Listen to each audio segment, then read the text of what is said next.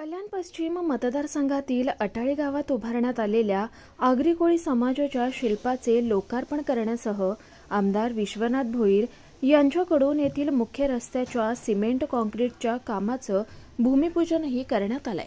अटाळी गावामध्ये राहणाऱ्या ग्रामस्थांनी समाजाचं प्रतीक म्हणून हे शिल्प उभारण्याची मागणी केली होती।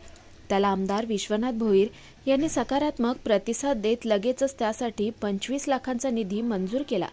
तर सध्याच्या बदलत्या काळात आणि विकासाच्या ओघात आपली शहरे बदलत असून आगरी कोळी समाजाचा ठसा असणारी गावखेडे ही नामशेष होत चालली आहेत। अशा परिस्थितीत अटाळी गावामध्ये उभारण्यात आलेले हे शिल्प आपल्या संस्कृतीची आणि परंपरेची साक्ष येणाऱ्या पिढीला देतील असा विश्वास यावेळी आमदार विश्वनाथ भोईर यांनी यावेळी व्यक्त केलाय। मुख्य रस्त्याच्या सिमेंट काँक्रीटच्या कामाचंही भूमिपूजन दरम्यान यावेळी अटाळी गावातील मुख्य रस्त्याच्या सिमेंट काँक्रीटच्या रस्त्याच्या कामाचंही आमदार विश्वनाथ भोईर यांच्या हस्ते भूमिपूजन करण्यात आलं। अटाळी गावातील हनुमान मंदिर ते नारायण पाटील निवासापर्यंत हा सिमेंट काँक्रीटचा रस्ता बनवण्यात येणार आहे। अटाळी गावातील हा मुख्य रस्ता असून तो सिमेंट काँक्रीटचा करण्याची मागणी स्थानिक रहिवाशांनी केली होती।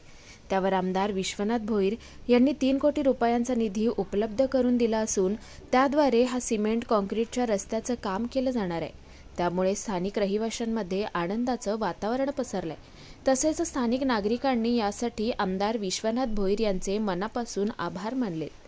आज इथे अटाळी गावामध्ये कोळी शिल्प ही कोळी बांधवांची संस्कृती आहे, त्या पद्धतीचं त्याला अनुसरून इथे शिल्प आपण आज बनवलेलं आहे। ह्या डेव्हलप होणाऱ्या सर्व परिसरामध्ये कुठेतरी गावाची ओळख राहावी, हे अटाळी गावे वडवली गावे असं हे गावं माहिती पडावी आणि ह्या शिल्पाच्या माध्यमातून त्याचा कायमस्वरूपी त्या गावाचं नाव राहावं, ह्या उद्देशाने हे कोळी शिल्प आपण तयार केलेले।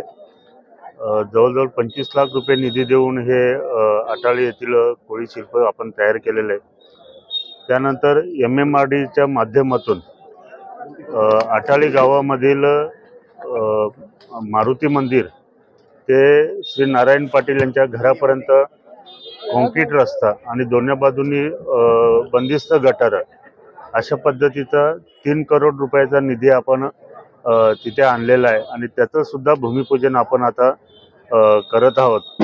या दोन्ही कामं ह्या गावाच्या दृष्टीने अति महत्त्वाची होती, लोकांशी निगडीत होती, लोकांची मागणी होती।